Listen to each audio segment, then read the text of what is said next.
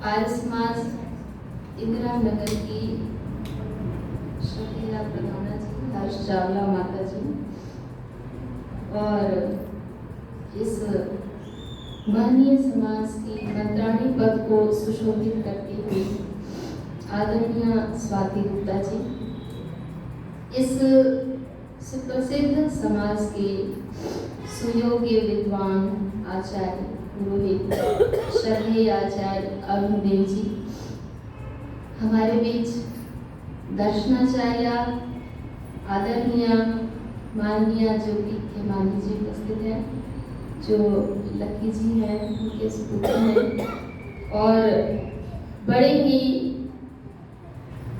श्रद्धा भाव से इस समाज के प्रांगण में सभागार में उपस्थित सभी वैदिक मनीषी विद्वान आचार्य यजमान श्रद्धेय मातृवृंद, आप सभी को इस श्रावणी उपाकर्म श्रावण मास में आप सबकी गरिमामयी उपस्थिति को मैं हृदय से नमन करती हूँ। यह जीवन का बड़ा ही सौभाग्य होता है जब हम किसी श्रेष्ठ विचारधारा से यथा समय जुड़ जाते हैं। जीवन का एक बहुत लंबा काल कई ही अच्छे मनुष्यों के हाथ से रेत की तरह फिसल जाता है, बिना श्रेष्ठ संस्था से जुड़े, बिना अच्छे संगत से मिले, बिना वेदवाणी से जुड़े।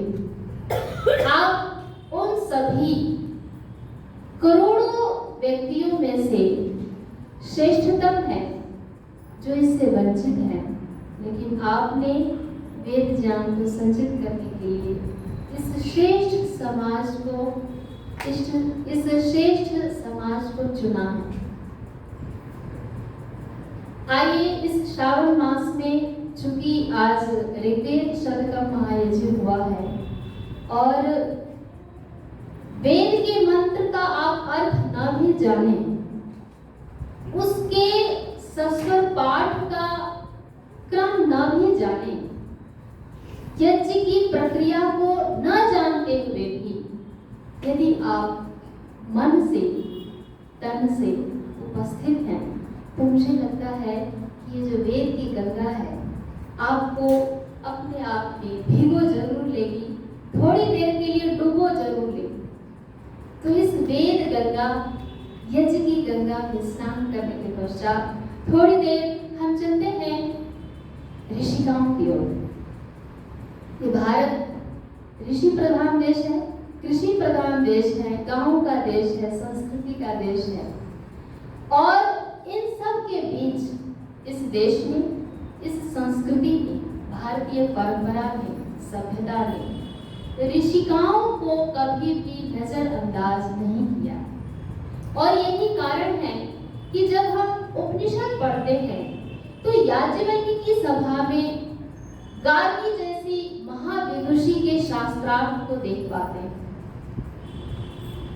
उपनिषद का काल कितना आध्यात्मिक काल रहा होगा और उस अध्यात्म की नेति की चरम सीमा में उस जैसे विदुषी ने उस शास्त्रार्थ में हिस्सा लिया होगा और आचार्य याज्ञवल्क्य को थोड़ी देर के लिए मौन रहना पड़ा था।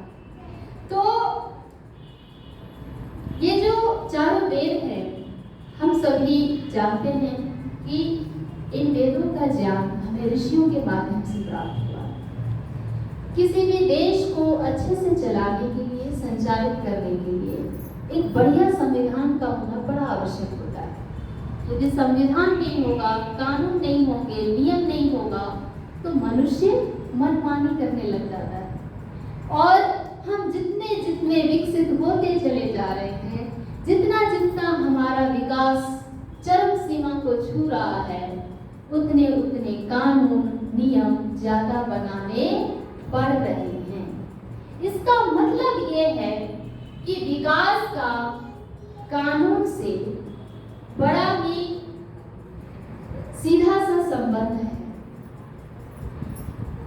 इस दुनिया में भारत से बहुत ज्यादा जीडीपी वाले, विकास वाले देश हैं, किंतु फिर भी भारत भारत है, क्योंकि यहाँ ऋषियों ने हिमालय की गोद में बैठ करके जिस ज्ञान को अपनी आत्मा में अवतरित किया और हम तक पहुंचाया, उन ऋषियों को हम कहते हैं साक्षात्कृत धर्माणः ऋषयो बभूवुः।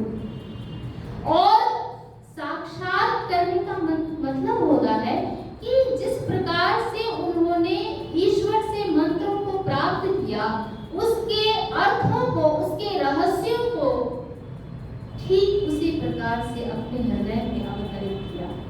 और ये बहुत ही अटूट श्रृंखला है कि आज भी वो वेद वाणी बिना किसी मिलावट के, छेड़छाड़ के हमारे बीच सुरक्षित है, जीवित है।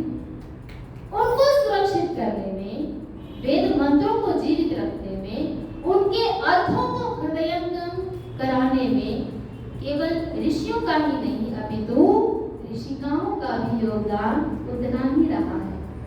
ऋग्वेद में लगभग 27 ऋषिकाओं की चर्चा मिलती है और पूरे वेद में 32 ऋषिकाओं का उल्लेख प्राप्त होता है, जिन्होंने उस सूक्त के मंत्रों का दर्शन किया, उसके अर्थों को दर्शन किया है। उसमें जो मंत्र दृष्टि ऋषिकाएं हुई हैं, एक ग्रंथ है आचार्य शौनक का लिखा हुआ बृहदेवता। आपको कभी मौका मिले उस पुस्तक को पढ़िएगा जरूर।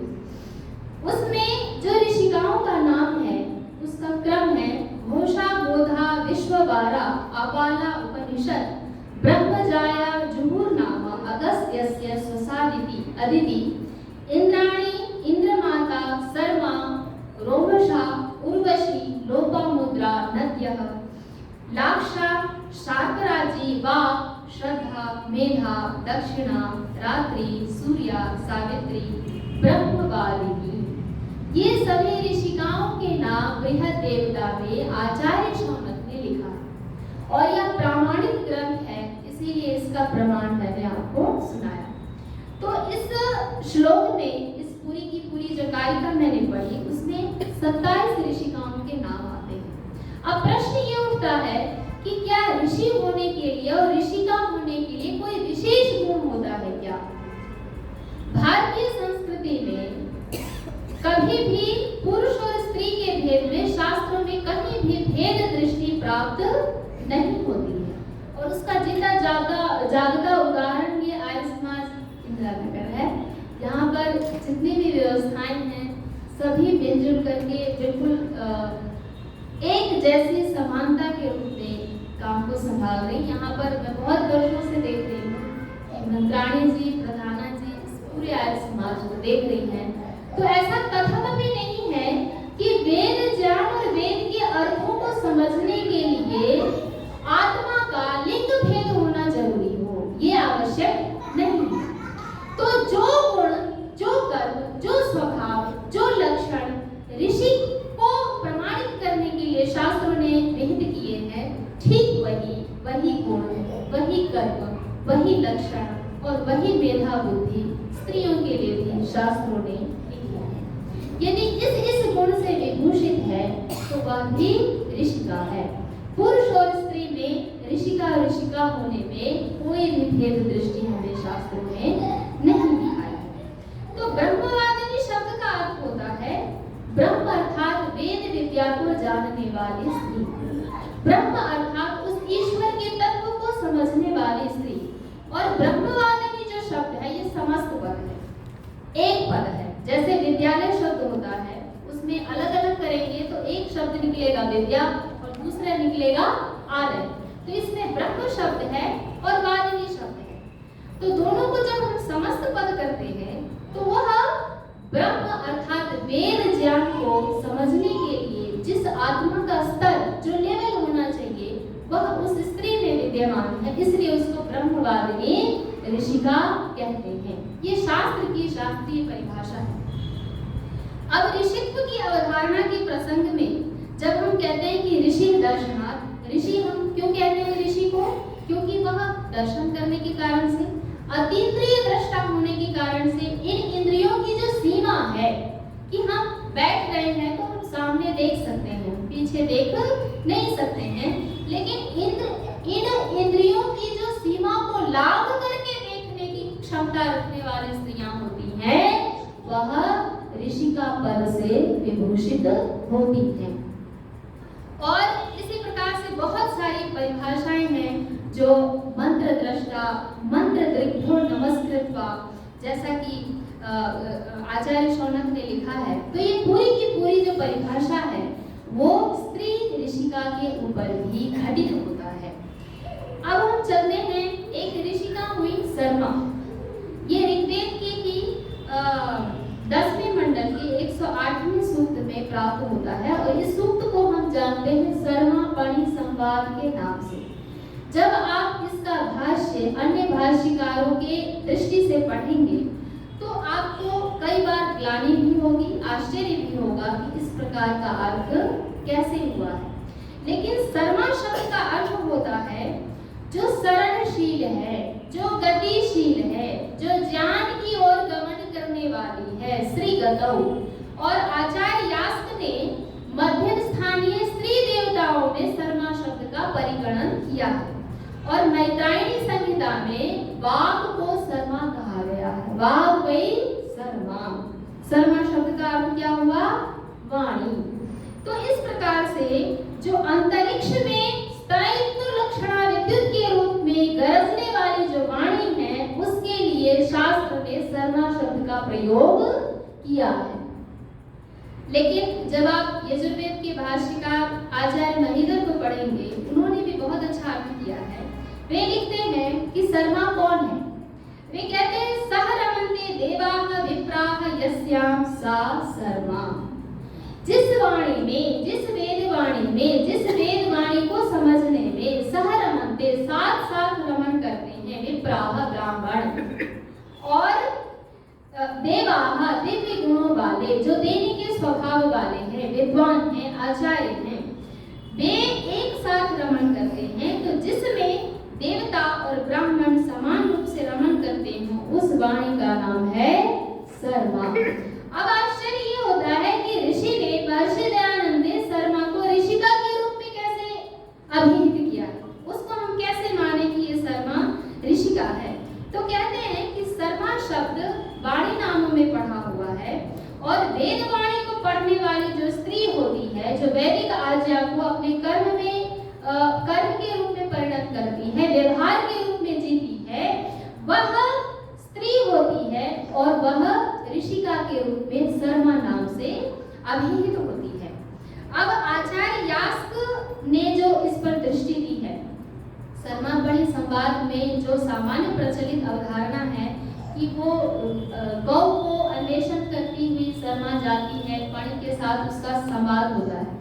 और जब मैं पंजाब में अध्ययन कर रही थी तो मुझे बड़ा ही आश्चर्य हुआ इस बात से कि वहाँ पर ये जो पणि और देवशुनि शब्द का बड़ा ही गर्भित अर्थ होता है, जिसको मैं मंच से बोलना पसंद नहीं करती। वो कहते हैं कि भाई ये जो वेद है ना, ये ऋग्वेद, ये हमारे यहाँ लिखा गया है कैसे? पणि से पानीपत और शुनि से सोनीपत।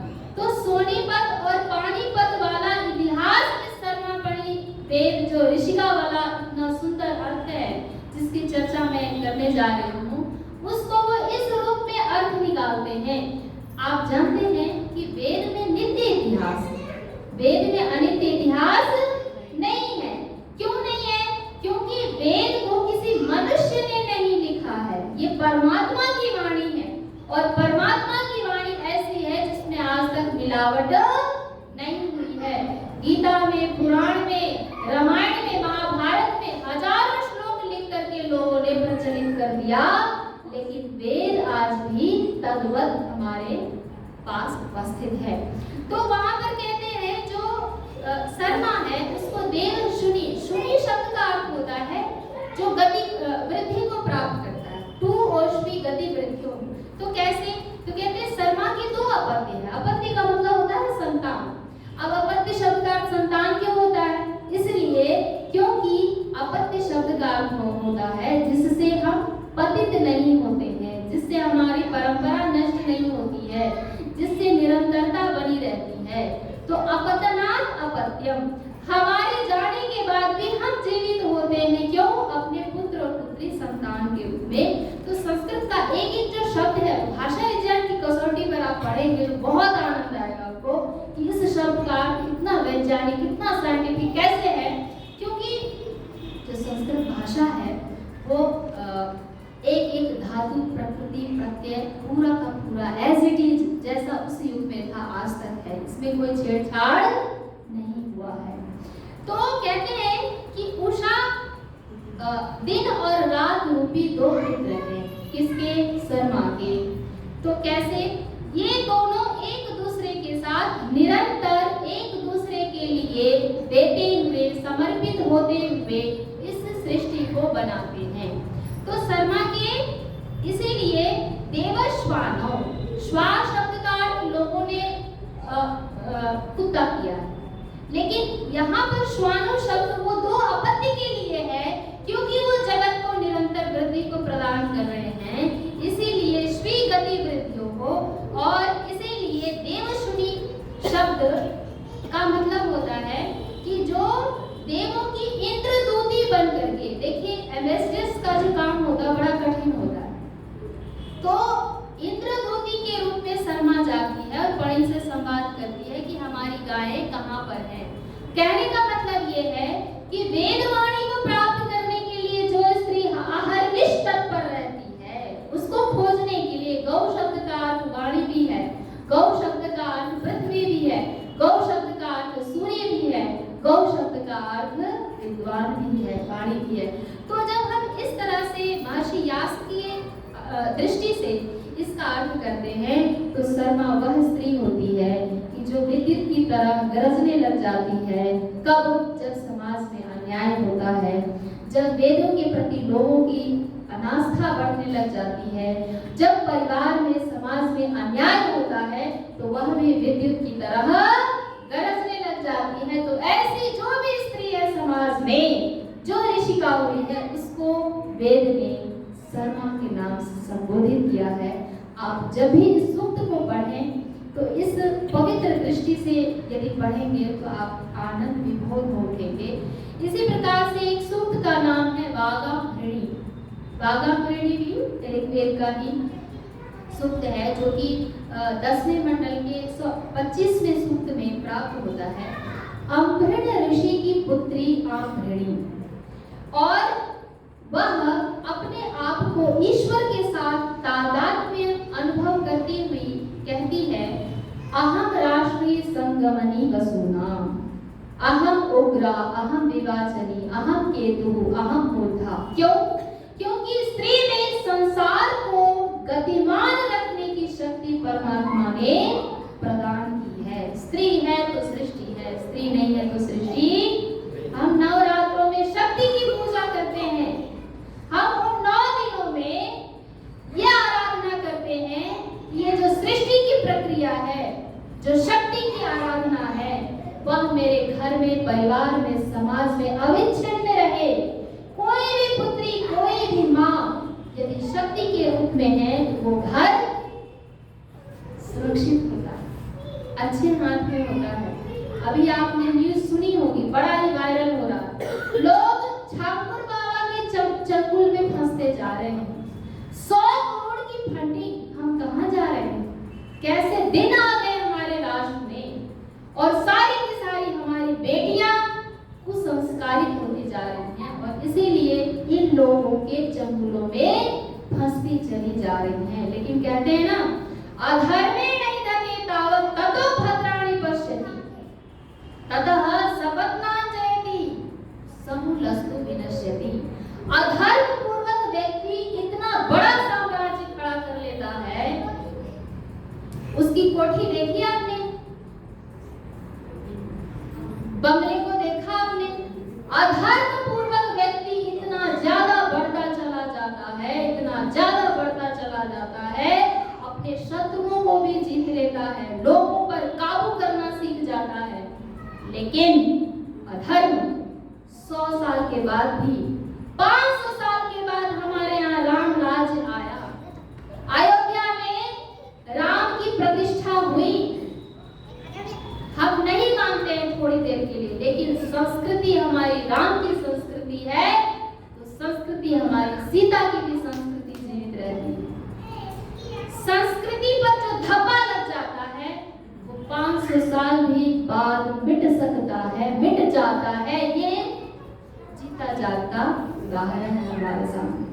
तो अधर्म से व्यक्ति न जाने कहां से कहां अपार साम्राज्य को प्राप्त कर लेता है, शत्रुओं को भी वो परास्त कर देता है, लेकिन अंत में समूलस्तु विनश्यति, बुलडोजर आता है और धराशायी हो जाता है।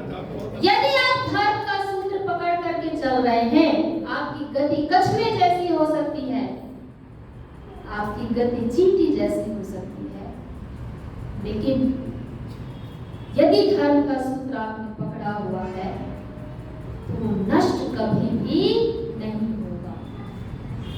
हम मध्यम मार्ग के पथिक हैं, हमारे पास बहुत साम्राज्य नहीं है, लेकिन हम यदि धर्म का सूत्र पकड़ करके जी रहे हैं, यदि हम विद्वानों की संगति में जी रहे हैं, तो आने वाली पीढ़ी बर्बाद नहीं होगी। हमारी आपकी सबसे बड़ी जिम्मेदारी यह होती है कि हम उस पुल का निर्माण कर दें जिस पर हमारी संतानें सुरक्षित रह सके। वो संस्कार रूपी पुल है जी, वो हमारा आचरण है, व्यवहार है। वह विद्वान नहीं होता जो केवल मंचों पर भाषण देता हो और जीवन में, व्यवहार में, आचरण में, क्रियाकलाप में ना हो। हमारी संस्कृति जीती जागती संस्कृति इसलिए कहलाती है क्योंकि एक आचार्य जब भिक्षा मांगने आता है ना दरवाजे पर, तो वो केवल भिक्षा लेकर के नहीं जाता, वो हमसे केवल रुपए पैसे अन्न लेकर के नहीं जाता, वो ये संदेश देके जाता है कि जीवन में इस वस्त्र में आने के लिए, अध्यात्म पथ का पथिक बनने के लिए इतनी निराभिमानिता आ जाती है कि व्यक्ति किसी के दरवाजे पर खड़े होकर के अन्न मांगता है। आपके लिए किसी के लिए अन्न बड़ी चीज हो सकती है, उसके लिए सिर्फ आध्यात्मिक साधना का एक साधन है बस। हमारे यहाँ केवल और केवल भारतीय संस्कृति में यह परंपरा है कि इन चातुर्मास में क्योंकि बारिश होने लग जाती है, वो जो ऋषि हैं जो बाहर जंगलों में कुटिया में रहते हैं, वो नगरों में आ जाते हैं और श्रावण सुनने की परंपरा जीवित रखने के लिए इस मास का नाम ही श्रावण है।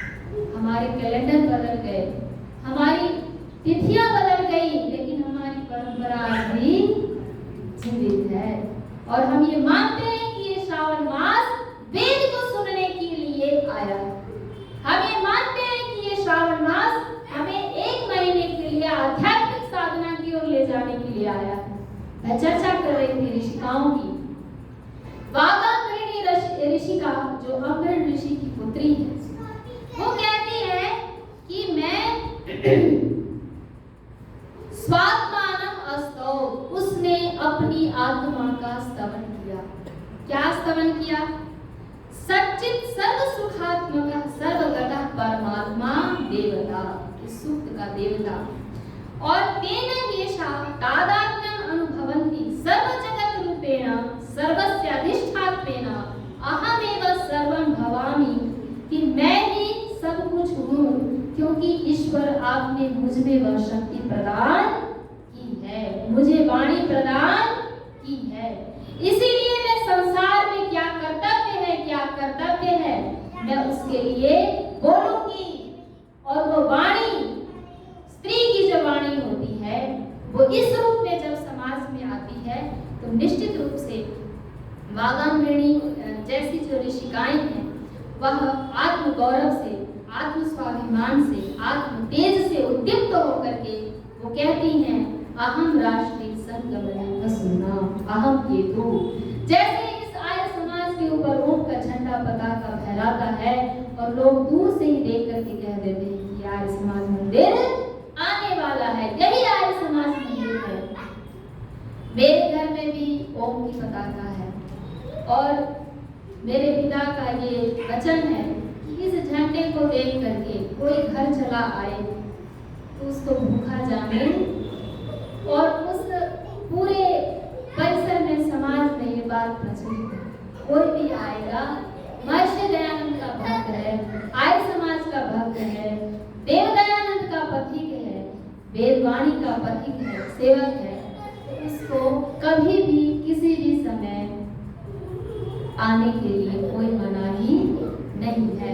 तो वो कहती है कि मैं केतु हूँ, मैं पताका हूँ, मैं वो हूँ कि मुझे देख करके लोग उंगली उठा करके उदाहरण देते हैं कि पुत्री हो तो इस जैसी, लेकिन आंखों से आंसू निकल पड़ते हैं जब एक पिता को अपने ही हाथों गोली से अपनी बेटी की हत्या करनी पड़ती है, तब दुख होता है। रोग का इलाज समूल नाश करने पर ही हो पाता है। जिस इलाज के लिए ऑपरेशन की जरूरत है उसको ठंडी सिकाई से कोई लाभ नहीं होता है। उस पिता ने गलती की, उसने टहनी को काट दिया, यदि जड़ को काट देता तो भविष्य में और भी ऐसी लड़कियां जो उसके चंगुल में फंस सकती हैं वो बच सकती थी। मेरे कहने का आप आशय समझ रहे होंगे। यदि कोई बेटी, यदि कोई घर की स्त्री अपने ही हाथों मार दी जाती है तो हमें सोचने के लिए, हमें गंभीर होना पड़ता है कि ये कैसे दुर्दिन आ गए। जिस पिता ने उस बच्ची को पाला होगा वो खुद ही उसको गोली मार रहा। ये कितने दुर्दिन आ गए हैं हमारे समाज में, हमारे परिवार में। और इसीलिए एक ऋषिका हुई रोमशा, क्योंकि ये विषय थोड़ा गंभीर है इसलिए मैं बीच बीच में और भी बातों को आपके साथ ऐड कर रही हूँ, क्योंकि बहुत सारे ऐसे चिंतक लेखक हैं जो ये मानने को तैयार नहीं होते कि स्त्री ऋषिका भी हो सकती। ये डिबेट आज भी चलता है। हम आप जब भी यज्ञोपवीत पहनते हैं और यज्ञोपवीत जब हमें स्पर्श करता है हमारे अंगों को, तो हम नतमस्तक तोड़ते हैं इस महर्षि देव दयानंद के प्रति कि वो ऋषि ना आया होता, हमें किसने यज्ञ करने देना था, हमें किसने यज्ञोपवीत पहनने के लिए अधिकारी बनाना था, हमें किसने वेद पढ़ने के लिए योग्य घोषित करना था। जब सारी दुनिया ये मान रही थी कि भाई स्त्री तो कुछ नहीं है, इसमें आत्मा ही नहीं है ना, तब वो ऋषि आया उस युग में, पराधीन राष्ट्र में, जहां हजारों तरह की अलग अलग साजिशें देश के खिलाफ, राष्ट्र के खिलाफ, संस्कृति के खिलाफ, धर्म के खिलाफ, और वो ऋषि ऋषिकाओं की बात करते हैं। वो सामान्य सा व्यक्ति महिला को जगदम्बा पद पर अवस्थित करके चला गया था। महर्षि दयानंद सरस्वती। मुझे लगता है मेरा समय हो गया, आप कर लीजिए 5 मिनट। और मेरा विषय अभी आधा भी नहीं हुआ है। तो ये श्रावण मास है और जब भी ये श्रावण मास आए, मैं खासकर माताओं से, बहनों से, बेटियों से निवेदन करना चाहूँगी कि आध्यात्म की यात्रा के लिए ये मास, ये महीना बड़ा ही पवित्र है, बड़ा ही सुखद है। हम अपने घरों में यदि संस्कार का बीज बोएंगे तो स्त्री 2 गुणों की दीपक होती है। वो जहाँ भी जाएगी आपके संस्कार को लेकर के जाएगी। हम 3 ऋणों से उऋण होने के लिए इस आर्य समाज से जुड़े, क्योंकि अन्य जगहों पर ये जो पवित्र पहनने का अधिकार स्त्रियों को नहीं है। वहाँ उस घर के जो पुरुष होते हैं वो 6 लड़ियों वाला खुद पहन लेते हैं कि भाई तुमको नहीं पहनना। लेकिन जिसने बैंक से लोन लिया होता है ना, बैंक वाला उसके घर जाता है। तो हम सब ने भी ऋषियों का, आचार्यों का, माता पिता का, पितृ ऋण, इन सभी ऋण को चुकाने के लिए हम स्वयं सक्षम हैं। जब हम स्वयं सक्षम हैं, जब ईश्वर ने हमारे अंदर सारे गुण दिए हैं, सारी योग्यता दी है, तो हम अपना ऋण किसी और के कंधों पर क्यों डालें? हम खुद वेद पढ़ेंगे, हम खुद उन वेद मंत्रों को समझेंगे और अपने घर में संस्कार का एक आधार निर्माण करेंगे, जिससे आने वाले हमारे घर में जो बहुओं के रूप में आती हैं, बेटियां दूसरे घरों में जाती हैं, वो जहाँ भी जाए तो उनको लगे कि ये मातृवृष्टा कुल से आई है। मातृवृष्टा शब्द का अर्थ होता है कि ऐसी पुत्री जिसकी माता ने मृजुष शुद्ध हो, उसका हर तरह से पवित्र किया हुआ है, शुद्ध किया हुआ है, संस्कार से, यज्ञ से, वेद से, मंत्रों से, तो हम उस पद के पथिक बने और महर्षि दयानंद के प्रति पुनः पुनः नतमस्तक होती हुई, क्योंकि हमारे आचार्य जी ने जब सबसे पहले बनारस में इन बातों की स्थापना की थी तो उनको बहुत विरोध झेलना पड़ा था। लोग महिलाओं की पैरों की जूती तक कहते थे। आप सब जानते हैं, बातों की चर्चा करना अनावश्यक है। तो आज भी वो संस्कृति, वो परंपरा, वो ऋषिकाल का युग जीवित रहे, इसके लिए मैं आप सबसे करबद्ध प्रार्थना करती हूँ कि आप अपनी बेटियों को जन्म संस्कार से जोड़िए, इस आर्य समाज से जोड़िए। इसमें आपका घाटा नहीं है, आर्य समाज का भी बहुत बड़ा लाभ नहीं है, लेकिन आने वाली पीढ़ी का बड़ा लाभ है, आने वाली संतति का निर्माण होगा। और यज्ञ की यदि अग्नि आपके घर में जल गई है तो वो जहाँ जाए वो लेकर के जाए, और जहाँ भी वो रहे वो लगे कि ये ऋषिका के कुल से आई है, ये श्रेष्ठ कुल से आई है। मैं इन्हीं बातों के साथ आप सबके प्रति अपनी विनती, नमन, अभिनंदन व्यक्त करती हूँ और अपनी वाणी को यहीं पर विराम देती हूँ। बहुत धन्यवाद।